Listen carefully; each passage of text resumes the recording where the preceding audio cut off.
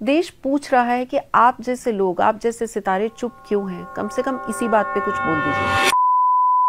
एक बहुत ही क्रिंज गाना है, मेरे स्क्रिप्ट राइटर को पसंद है इसलिए जबरदस्ती बोल रही हूँ। मुझको राना जी माफ करना, गलती मारे से हो गई।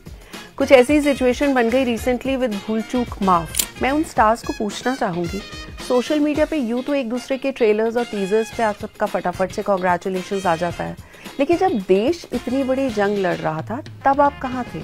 खाया यहाँ का और उसी थाली में छेद कर दिया पाकिस्तानी आर्टिस्ट्स ने। देखिए आप, उन्होंने कैसे प्रूव कर दिया कि PAF की फुल फॉर्म सच में होनी चाहिए, पलटन ऑलवेज फेल्स। और फिर इसके अलावा हमारे सीनियर एक्टर अमिताभ बच्चन जी, जिन्होंने अप्रैल 22 के पहलगाम टेररिस्ट अटैक के बाद से सिर्फ खाली ट्वीट्स डालना शुरू किया, सिर्फ नंबर के साथ।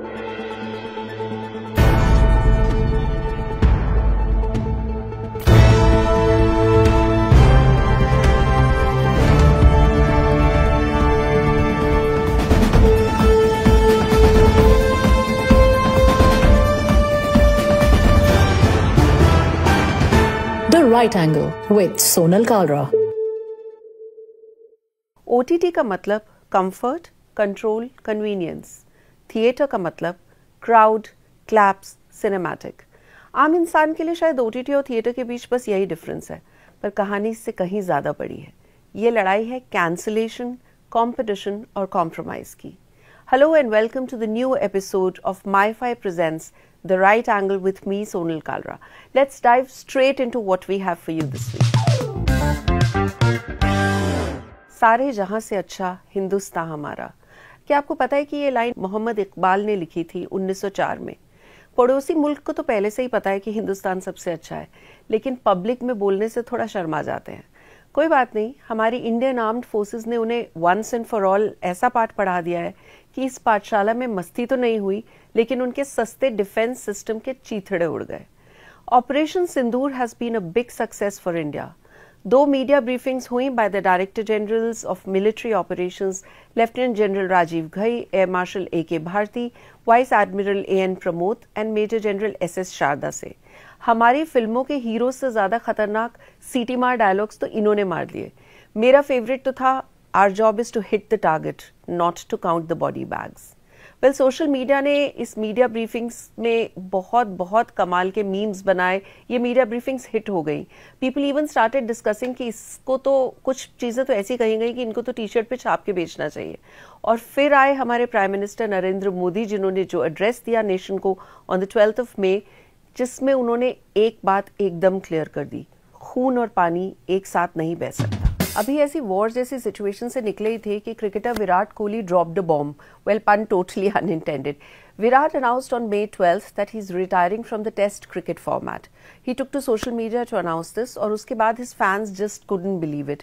उनके फ्रेटर्निटी के लोग इंक्लूडिंग क्रिकेटर हरभजन सिंह, शुभमन गिल और बहुत सारे और लोगों ने तो बहुत ज्यादा इमोशनल पोस्ट डाली सोशल मीडिया पे। आपकी इन्फॉर्मेशन के लिए बता दें कि विराट ने 2011 में टेस्ट डेब्यू किया था और कुल 123 टेस्ट मैच उन्होंने आज तक खेले हैं। Well, we thank you for the glory you brought to India Virat, thank you. Indian Premier League 2025 जो कि सस्पेंड हो गया था 8 मई को धर्मशाला में, is going to be back from tomorrow, यानी 17th मई से। आप में से बहुत लोगों को याद होगा कि 8 मई को पंजाब किंग्स और दिल्ली कैपिटल्स के बीच में धर्मशाला में मैच हो रहा था, जब इंडिया पाकिस्तान का मिलिट्री कॉन्फ्लिक्ट जो है वो कुछ ज्यादा सीरियस हो गया। एक ब्लैकआउट अनाउंस हुआ, the match was stopped, the players were evacuated, the viewers were asked to leave the stadium. कुछ लोगों में तो डाउट था कि अब रिमेनिंग मैचेस कब और कैसे खेले जाएंगे, क्योंकि कुछ जो ओवरसीज फॉरेन प्लेयर्स हैं वो वापस चले गए। लेकिन हियर वी आर। कहा था ना हमने लास्ट एपिसोड के बिगनिंग में, when it's IPL the show must go on. एक बहुत ही क्रिंज गाना है, मेरे स्क्रिप्ट राइटर को पसंद है इसलिए जबरदस्ती बोल रही हूँ। मुझको राना जी माफ करना, गलती मारे से हो गई। कुछ ऐसी सिचुएशन बन गई recently with Bhool Chuk Maaf, a Hindi film starring actors Rajkummar Rao and Wamiqa Gabbi. 8 मई की सुबह तक इस फिल्म को थिएटर्स में रिलीज होना था और ये कंफर्म्ड बात थी। अरे कल हमारी स्क्रीनिंग हुई दिल्ली में, पहली स्क्रीनिंग, सबसे पहले हमने दिल्ली वालों को ही दिखाई। जो मजा आ रहा था जब सब लोग साथ में हंस रहे हैं और इतना हंसे हैं, आई वॉज तो सो हैप्पी। मैं तो बस ऐसे देखती थी, हम सामने चल रही है, I was just looking here and there. It's a beautiful experience. It's a room full of young people that we have here, and I think your message to them would be कि सब दोस्त मिलके जाओ, because it is Yes, that please. kind of a Those project. girlfriend, boyfriend, families, जैसे भी जाना है जाओ. Have fun in theater. This film is for you guys. लेकिन फिर ऐसा कुछ हुआ जिसने पूरी इंडस्ट्री को शॉक में ला दिया. एक मैसेज आया क्रिटिक्स के पास, फिल्म रिव्यूअर्स के पास, जिन्हें फिल्म एक दिन पहले दिखाई जाती है कि that today's press show is cancelled. साथ में आया एक नोट जिसमें लिखा था कि अब आप अपनी स्क्रीन पे इसे देख सकते हैं. उन्होंने उसमें लिखा था कि May 9 की थिएट्रिकल रिलीज को ड्रॉप करके भूल चूक माफ को डायरेक्टली OTT पे रिलीज किया जाएगा ऑन 16 May प्राइम वीडियो पर. रीजन ये बताया गया कि इंडिया और पाकिस्तान में टेंशन बढ़ गई है, स्टैंड ऑफ हो गया है, and therefore the producers would not like the crowds to go to theaters. Filmmakers ने ये कहा कि this is being done in the spirit of the nation which comes first. इस बात पे PVR INOX जो कि इस फिल्म के मेजर एग्जिबिटर थे, उनको तो एकदम से बहुत ही सदमा लग गया. 9 मई को ये न्यूज सामने आई that PVR has moved the court alleging breach of contract by the makers of भूल चूक माफ और उनसे 60 करोड़ के डैमेजेस की डिमांड की गई.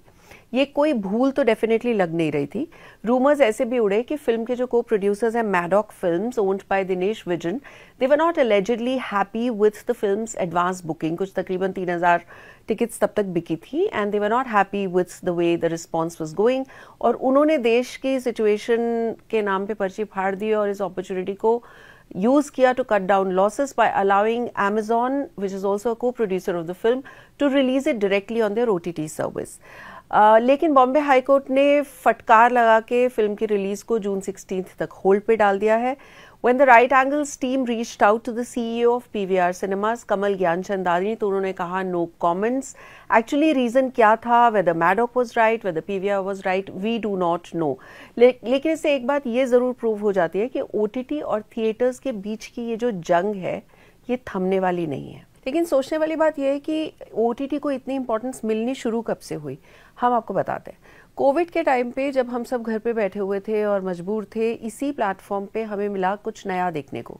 2020 में पेड सब्सक्रिप्शन सिर्फ 2-3 महीने में 31% से बढ़ गया और 29 मिलियन यूजर्स इंडिया में हो गए OTT के.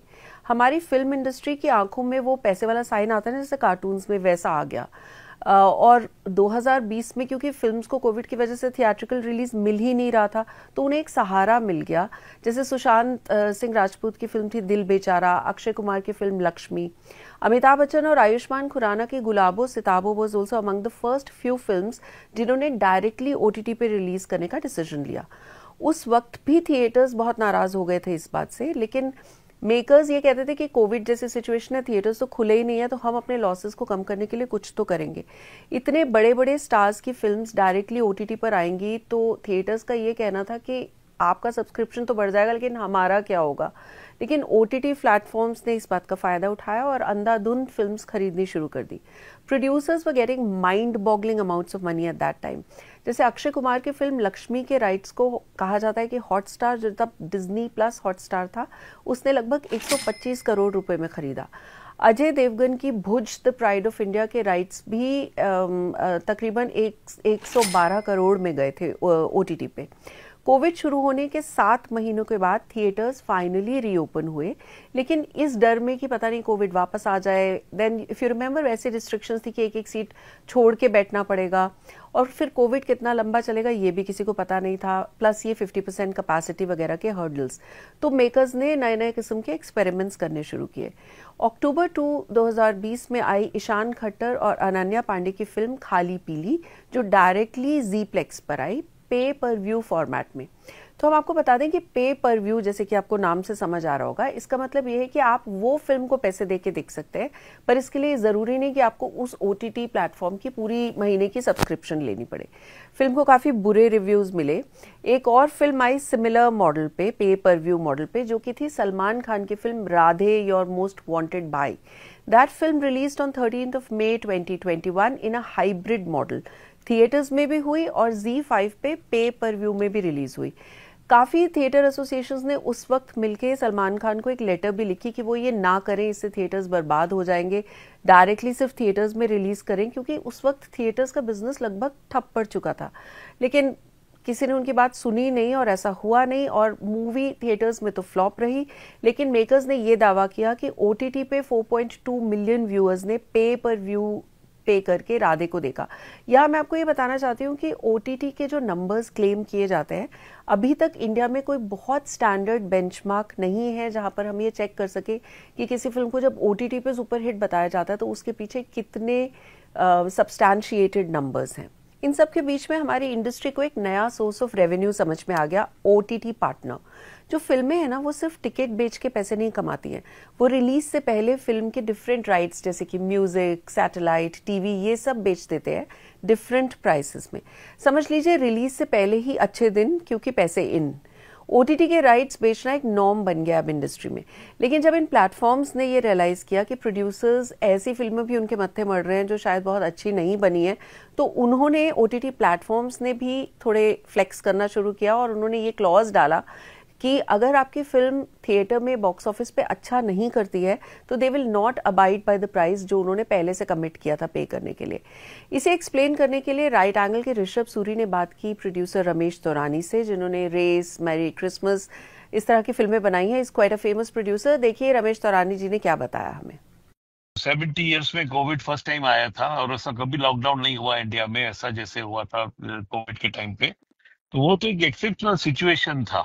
आई थिंक वो हो गया। और अभी तो जिस what we are seeing the business of the films, you know, in the theaters is also doing very good. All the good films have worked in the theaters, whether it is Raid or it's Chava, you know, all big films have, all good films have worked. In fact, not saying big films, but good films have always worked in the theater. Definitely, picture should come pehle it should come in the theater only, and then it should come in OTT. That I strongly believe. That is a financial deal between the platform and the producer. That depends upon the whole thing of the, you know, who's the star in it, who's the director in the film, and what is the producer's track record. So I think that that is a business this thing. That's a financial transaction between them. ये तो पहले ही हो जाता है ना OTT का, वो थोड़ी अभी, वो तो रिलीज के बाद क्या होता है पिक्चर का तो nobody knows ना। तो आप कह रहे हैं सर कि पहले ही वो अमाउंट डिसाइड हो जाता है? हाँ, that amount is always decided before only. And what depends on the business, that is the additional bonus we get. That minimum amount is always fixed before this thing. एक और important जंग जो OTT और theatres के बीच में छिड़ी रहती है वो है इस बात की कि थिएटर में रिलीज होने के कितने दिन बाद फिल्म OTT पर आएगी। जब लोगों को ये पता चल जाता है ना, आज ही पता चल जाता है कि फिल्म कौन से OTT प्लेटफॉर्म पे आने वाली है, तो एक जनरल सेंटिमेंट बन गया है कि लोग सोचते हैं हम वेट ही कर लेते हैं, पैसा क्यों खर्चा करें, मतलब लेजी जनता, और कुछ हफ्तों में आ ही जाएगी तो ये automatically it becomes a choice for them. Comments में ये जरूर एडमिट करना अगर आप सब में से भी किसी ने एक अच्छी फिल्म के लिए भी वेट किया है कि चलो OTT पे आ जाएगी इसलिए 2-3 हफ्ते वेट कर लेते हैं। एनीवे, आज जो ये विंडो है ये फ्लेक्सिबल हो चुका है और यहीं पे भूल चूक माफ से एक बड़ी भूल हो गई। According to the court documents, उस फिल्म के मेकर्स ने लीगल कॉन्ट्रैक्ट में ये कमिट किया था कि फिल्म थिएटर्स में रिलीज होने के 8 हफ्ते के बाद ही कहीं और रिलीज हो सकती है, लेकिन प्रोड्यूसर्स ने उस अग्रीमेंट को तोड़ दिया when they pulled out of the theatrical release and wanted to premiere the film directly on Prime Video. जब फिल्म थिएटर से सीधा OTT पे चली जाती है तो पूरा इकोसिस्टम हिल जाता है, डिस्ट्रीब्यूटर्स का नुकसान हो जाता है, प्रमोशंस थम जाते हैं और प्रमोशंस पे काफ़ी खर्चा होता है। जैसे PVR ने ये क्लेम किया कि उन्होंने भूल चूक माफ की प्रमोशंस पे काफ़ी खर्चा किया था। अब एक्चुअली कितना है वो नहीं पता, बट क्लेम उनका यही था। मल्टीप्लेक्सेस के पॉपकॉर्न काउंटर तक पे भीड़ खत्म हो जाती है तो उनका वो भी एक मेजर अर्निंग सोर्स है जो चला जाता है। पोस्ट पेंडेमिक सिनेमा हॉल्स वैसे भी अब तक संभल नहीं पाए हैं और हर मिस्ड रिलीज है उनके लिए एक बहुत बड़ा heartbreak. There've been cases जहां पर मेकर्स ने अपनी फिल्म को बॉक्स ऑफिस रिजल्ट्स देखने के बाद ही जल्दी से OTT पे डाल दिया। जैसे सूर्या जो कि साउथ के एक बड़े स्टार हैं, उनकी 2024 में एक फिल्म आई थी कंगुआ, वो थिएटर्स में आई 14 नवंबर को, चली नहीं, फ्लॉप हो गई और उसके जल्दी 3 हफ्तों के अंदर ही वो फिल्म OTT पे आ गई। इस प्रैक्टिस को लेकर साउथ में काफ़ी कंट्रोवर्सी भी हुई। Tamil Nadu theatres and multiplex owners association की एक मीटिंग में ये डिस्कस हुआ कि ये window between a theatrical release and OTT release at least 8 हफ्ते का तो रहना ही चाहिए, क्योंकि अगर मान लीजिए रजनीकांत जैसे स्टार्स की फिल्म अगर OTT पे डायरेक्टली चली जाएगी या 3-4 हफ्तों में चली जाएगी तो बेचारे थिएटर्स करेंगे क्या। Actor film maker Aamir Khan, जिन्होंने रिसेंटली वेव्स 2025 समिट में एक सेशन अटेंड किया था, उन्होंने वही बात दोहराई जो उन्होंने अपनी 2022 में आई हिंदी फिल्म लाल सिंह चड्ढा के रिलीज के वक्त भी बोली थी। Here's a look at what Aamir Khan had to say. if I have to be very honest to my audience when I'm marketing my film, I have to tell my audience that, guys, my film is releasing. But all those people who are on this particular subscription, on this particular OTT, they've already bought my film. They don't need to come to the theaters. The ones who are not in this OTT, please come and watch my film. This is my communication that I'll have to make in all honesty, which is a very awkward communication. So according to me, that window is too small. That between theatrical and OTT, you're killing your own business. If I tell you buy a Maruti car, and if you don't, I'll drop it at your house after 4 weeks. Why will you buy it? You will say, yes, drop it at my house after 8 weeks. I'll wait. And in a price-sensitive country like India, this matters a big deal. लेकिन क्योंकि film का box office number लो था तो वो film almost 2 महीने बाद ही Netflix पे release कर दी गई. But today we are hearing again that Aamir Khan is not too keen कि उनकी अपकमिंग फिल्म सितारे जमीन पर ओटीटी पर आए थिएट्रिकल रिलीज के तुरंत बाद. रिपोर्ट्स ऐसी आ रही हैं कि Aamir is planning to release Sitaare Zameen Par on pay per view basis on YouTube after its theatrical run. अब ये कितना सक्सेसफुल रहेगा ये तो टाइम ही बताएगा. To sum it up, OTT और थिएटर्स की इस जंग में एक चीज तो साफ हो गई है, थिएटर्स को अब फॉर ग्रांटेड लेना एक भूल है. वो एक्साइटमेंट जो बड़े पर्दे पे आपके फेवरेट स्टार को देख के आती है वो छोटी स्क्रीन पे कहीं चूक जाती है. इसलिए माफ कीजिएगा अगर फिल्म मेकर्स अब से ये ना बताए पहले से कि उनका ओटीटी पार्टनर कौन है या उनकी फिल्म कब ओटीटी पे आएगी. We feel that it could go a long way in making sure that लोग थिएटर्स में आए और इस उम्मीद में नहीं रहे कि ओटीटी पे फिल्म जल्दी आ जाएगी. ओटीटी वाले तो डायरेक्ट टू ओटीटी के अलावा रिपीट व्यूइंग से भी पैसा कमा ही लेंगे. विन विन होगा दोनों के लिए अगर इस चीज का कोई सॉल्यूशन निकले. और जब आप थिएटर आकर फिल्म को सपोर्ट करेंगे तभी तो फिल्म मेकर्स में भी हिम्मत आएगी कुछ नया करने की, कुछ बड़ा करने की. Right? That's OTT. I mean obviously that's thought वर्दी. खाया यहाँ का और उसी थाली में छेद कर दिया पाकिस्तानी आर्टिस्ट्स ने. उन्होंने विदाउट मिंसिंग एनी वर्ड्स अपने मुल्क पाकिस्तान को सपोर्ट किया in the recent conflict with India. India ने तो जबकि सिर्फ रिटेलिएट किया था आफ्टर द पहलगाम अटैक, लेकिन समझाया उन्हें जाता है जिन्हें कुछ समझ भी आए. इस हफ्ते के हमारे न्यूज मेकर बने हैं इंडियन एक्टर हर्षवर्धन राणे, और जिन्होंने अपनी फिल्म सनम तेरी कसम की को स्टार पाकिस्तानी एक्टर मावरा हुसैन के साथ एक अगली वॉर ऑफ वर्ड्स का पंगा लिया और बहुत राइटफुली लिया ऑन सोशल मीडिया.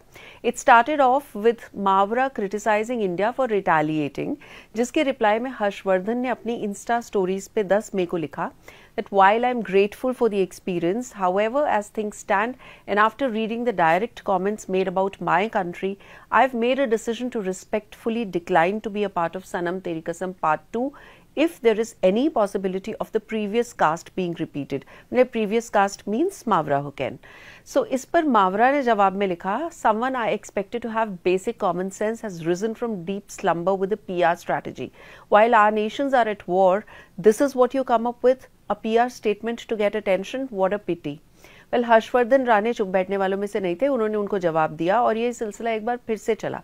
पर इंटरेस्टिंग बात यह है कि जब राइट एंगल की टीम ने इस फिल्म के प्रोड्यूसर दीपक मुकुट से पूछा तो उन्होंने ये क्लियरली बोला कि पहली फिल्म में ही मावरा हुसैन का कैरेक्टर मर चुका था.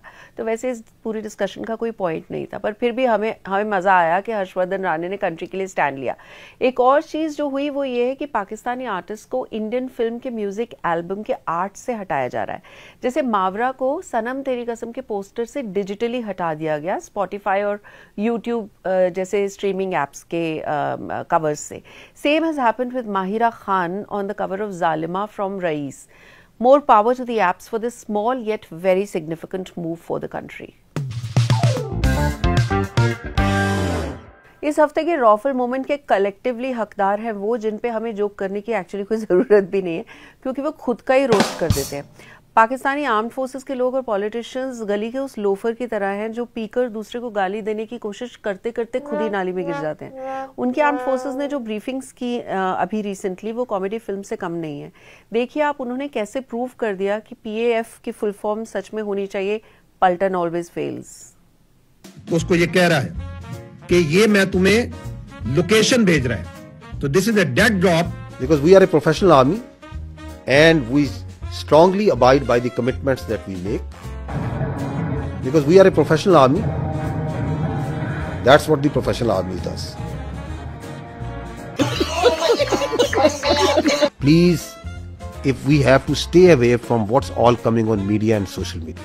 Coming in from the Pakistan side. So again, remember and see that didn't the whole world hear and report? We have to stay away from what's all coming on media and social media. The deal to how to deal with it. अबे जल्दी बोल, कल सुबह पनवेल निकलना है. Now I will show you another clip which will tell you the story. घबराहट एक तो लोगों की नजर आ रही है क्योंकि तमाम एयरबेस ध्वस्त होते हुए नजर आ रहे हैं, आग के गोले में बदले हुए नजर आ रहे हैं. It's a high value thing and you guard it. It's kind of a center of gravity. It's kind of a center of gravity. इस हफ्ते इस सेक्शन में सिर्फ व्हाट्स नॉट हॉट है हमारे पास, एंड दैट इज हमारे खुद के सेलेब्स. ये लोग जिनके लाखों करोड़ों लोग फॉलोअर्स हैं, इन्हें इंस्पिरेशन मानते हैं. इनफैक्ट इनमें से कुछ लोग जिनकी अगर आप फॉलोअरशिप को टोटल काउंट करें तो वो पाकिस्तान की पॉपुलेशन से ज़्यादा है. वो लोग who did not care to write even one word of encouragement for our armed forces जो ऑपरेशन सिंदूर कैरी आउट कर रहे थे. मैं उन स्टार्स को पूछना चाहूंगी, सोशल मीडिया पे यूं तो एक दूसरे के ट्रेलर्स और टीजर्स पे आप सबका फटाफट से कॉन्ग्रेचुलेशंस आ जाता है. सब फेस्टिवल्स, होली, दिवाली, ईद, क्रिसमस, दशहरा पे भी आपकी सोशल मीडिया पोस्ट तैयार रहती है. एक दूसरे के बर्थडेज भी आप लोग सोशल मीडिया पे विश करना नहीं भूलते, इनफैक्ट अपने खुद के फैमिली मेंबर्स के. लेकिन जब देश इतनी बड़ी जंग लड़ रहा था तब आप कहाँ थे? शायद स्टारडम की चकाचौंध में अंधे हो गए थे और आपके शब्द कहीं गायब हो गए थे. Don't forget, the country did not miss how you chose to not say anything at all on Operation Sindoor. देश में ब्लैकआउट था, आपकी आंखें बंद थी. हमारी आर्म्ड फोर्सेस गरज रही थी, आप चुप थे. आपका एक वर्ड भी उस वक्त पर आपके फैंस के लिए, आपके इंडियन फैंस के लिए काफी इंपॉर्टेंट होता. आप में से कई ने काफी देर के बाद बोला, पर उसके पीछे भी आपके फैंस की ट्रोलिंग लगी. जिन सेलिब्रिटीज ने सबसे पहले ऑपरेशन सिंदूर के बाद अपने सोशल मीडिया पे आवाज उठाई, उनमें से थे अक्षय कुमार, सचिन तेंदुलकर, अनुपम खेर, रजनीकांत, चिरंजीवी, अल्लू अर्जुन, रवीना टंडन. लेकिन आप में से कई ने खामोशी चुनी. Actors like Amir Khan waited for too long to say anything about Operation Sindoor. Diljit Dosanjh, sorry पर आप यहाँ दिल नहीं जीत पाए. सलमान खान ने उस वक्त ट्वीट किया सीज फायर के बारे में जब एक्चुअली सीज फायर वायलेशन हो रहा था. उन्हें अपना वो ट्वीट जल्दी डिलीट करना पड़ा. और फिर आते हैं वो लोग जिनमें से एक ने जवान और पठान जैसी फिल्में की हैं और दूसरे वो जो टेरिटोरियल आर्मी में 2011 से ऑनरेरी लेफ्टिनेंट कर्नल के रैंक पे हैं. और फिर इसके अलावा हमारे सीनियर एक्टर अमिताभ बच्चन जी, जिन्होंने अप्रैल 22 के पहलगाम टेररिस्ट अटैक के बाद से सिर्फ खाली ट्वीट्स डालना शुरू किया, सिर्फ नंबर के साथ. और फाइनली जब बहुत दिनों के बाद अपनी चुप्पी तोड़ी भी तो उन्होंने हमारे प्रधानमंत्री के नाम की जगह पे ब्लैंक छोड़ दिया. देश पूछ रहा है कि आप जैसे लोग, आप जैसे सितारे चुप क्यों हैं? कम से कम इसी बात पे कुछ बोल दीजिए. Bollywood has long played a very vital role in uniting the nation through the times of war. मैं आपको बताना चाहती हूँ कि जब 1962 में इंडो चाइना वॉर हुई तब हमारे A-lister सेलिब्रिटीज उस वक्त के इंक्लूडिंग देवानंद, दिलीप कुमार, सायरा बानो, निरूपा रॉय और साधना, they rode in open trucks urging the citizens to donate to the National Defence Fund. War खत्म होने के अगले साल 1963 में Lata Mangeshkar moved the entire country जब उन्होंने ए मेरे वतन के लोगों गाया, जिसने प्राइम मिनिस्टर जवाहरलाल नेहरू तक की आंखों में आंसू ला दिए.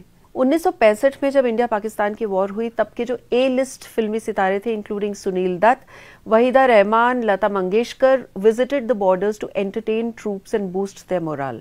And in 1971, amid the Bangladesh Liberation War, Sunil Dutt led another break of Bollywood celebrities to the front line, raising awareness, performing for the soldiers and contributing very generously to the defense funds. आप सोचिए कि उस वक्त तो social media नहीं था, mobile phones नहीं थे. अभी आपको करना क्या था? अपना फोन उठा के सोशल मीडिया पे कुछ शब्द कह देते, और नहीं तो अपनी सोशल मीडिया टीम से ही कुछ ड्राफ्ट करवा के पोस्ट करवा देते. पर वो भी नहीं हुआ कुछ लोगों से. While we can understand your position and you must have a reason that you need to measure your popularity across the world and not just with your Indian fans, लेकिन अपने ही देश के सपोर्ट में कुछ भी नहीं बोलना, how is that justified? आप में से काफ़ी लोगों ने ऐसी फिल्में ज़रूर की हैं अपने करियर्स में जहाँ नेशनलिज्म और पेट्रियाटिज्म की बातें होती है. अच्छा खासा पैसा भी बनाया है इन फिल्मों ने, लेकिन रियल लाइफ में कुछ भी नहीं बोला गया. ऐसा क्यों? उसके लिए भी स्क्रिप्ट की ज़रूरत थी क्या? इंडिया में आपके फैंस इस वक्त बहुत गुस्से और दर्द में हैं। उन्हें आपका ये साइलेंस एक धोखा लग रहा है, धोखा उनके इमोशंस के साथ जो उन्होंने इन्वेस्ट किए आप पर इतने सालों से। बोलना तो दूर की बात है, उनके आइडल्स तो आपदा में भी अफसर ढूंढने आ गए। Around 35 people from the film industry jumped and tried to register Operation Sindoor ताकि उस पर एक फिल्म बना सके फ्यूचर में। नेशनल अफेयर्स पर फिल्म बनाना और पैसा कमाना आसान है, but it takes guts to put your country above everything else. इसीलिए व्यूअर्स, ट्रू हीरोज बड़े पर्दे या अवार्ड शोज पर नहीं, बॉर्डर पे मिलते हैं। Choose your heroes wisely. और व्हाट्स नॉट हॉट की बात चली है तो मैं टर्की और अजरबैजान के बारे में भी बोल दूं, जिन्होंने खुल के पाकिस्तान को सपोर्ट किया। इनफैक्ट टर्की ने तो अपने ड्रोन्स भेजे।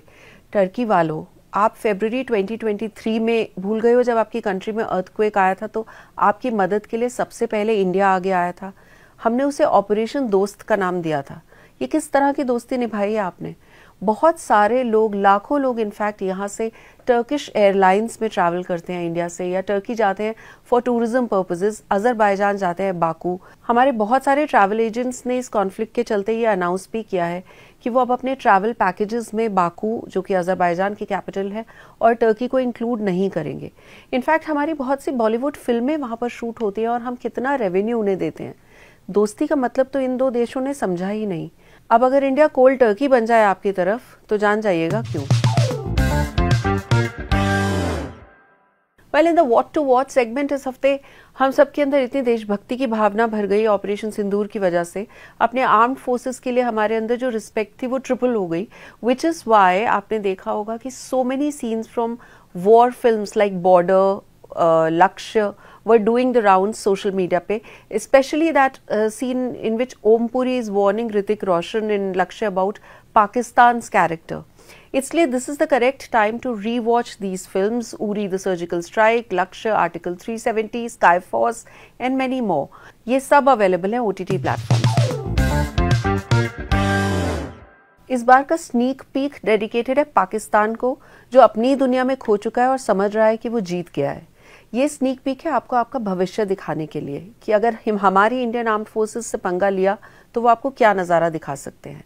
आप इस क्लिप को इंडियन आर्मी के ADGPI के इंस्टाग्राम हैंडल पे भी देख सकते हैं, जहां उन्होंने इसे पोस्ट किया है अविचल संकल्प, निर्णायक प्रतिकार के कैप्शन के साथ, unwavering resolve, decisive action.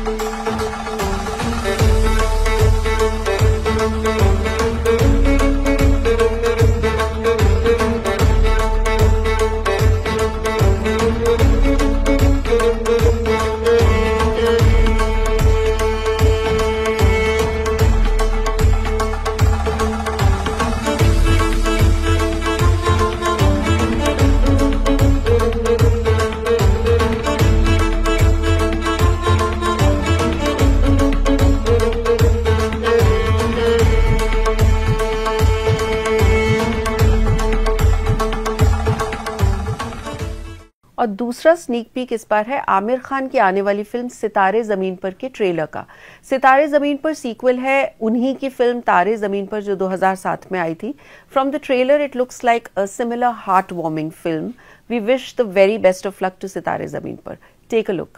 20 second बाकी है, हम अभी जीत सकते हैं। एक और बास्केट, कमाल का शॉट। ये बास्केट बहुत जरूरी है, अगर तूने डाला तो हम जीत जाएंगे। Come on.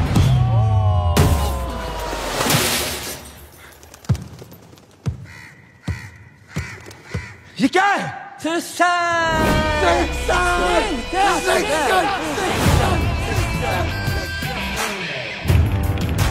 आप कोच बहुत अच्छे हो। क्या बात हो गई? चक्कर वक्कर चल रहा है क्या तेरा? लेकिन आदमी सुअर हो। असिस्टेंट कोच ने अपने सीनियर पर हल्ला बोल दिया। ये कोई जगह पाक करने की? अदालत इनके टैलेंट का सही उपयोग करना चाहती है। इन्हें 3 महीनों के लिए इंटेलेक्चुअली डिसेबल्ड लोगों की एक बास्केटबॉल टीम को प्रशिक्षित करने का निर्देश दिया जाता है। मैडम 3 महीने तक पागलों को सिखाऊंगा मैं। और 500 रुपए जुर्माना। And with this, we come to the end of this week's episode of The Right Angle with me, Sonal Kalra.